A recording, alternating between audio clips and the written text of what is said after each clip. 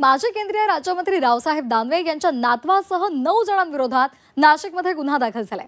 25 कोटी रुपयांच्या आर्थिक फसवणुकीचे हे प्रकरण आहे आणि विशेष म्हणजे भाजपचे माजी नगरसेवक कैलास अहिरे यांनी या संदर्भात तक्रार केली आहे। यामध्ये टोळीने राज्यात बोगस कंपन्या तयार करून अनेकांना फसवल्याचा आरोप कैलास अहिरे यांनी केलाय। या प्रकरणामध्ये सातपूर पोलीस तपास करत आहेत।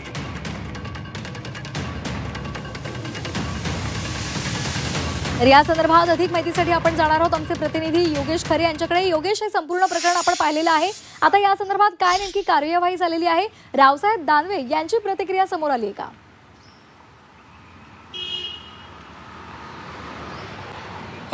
अजूनपर्यंत रावसाहेब दानवे यांचं नाव आरोपींमध्ये घेण्यात आलेलं नाही, मात्र त्यांचे नातू जे आहेत त्यांचं आणि त्यांच्यासह एकूण 7-8 जणांची नावं ही आरोपींमध्ये सातपूर पोलीस स्टेशनने घेतलेली आहे।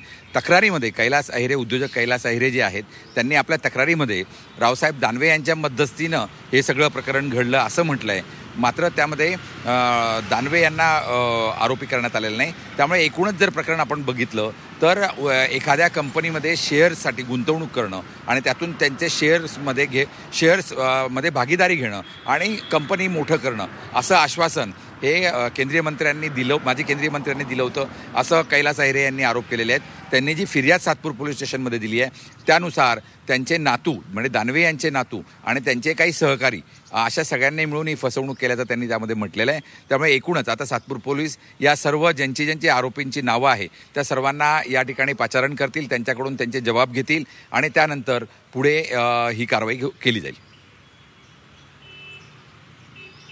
अगदी धन्यवाद दिलेल्या या सविस्तर माहितीसाठी।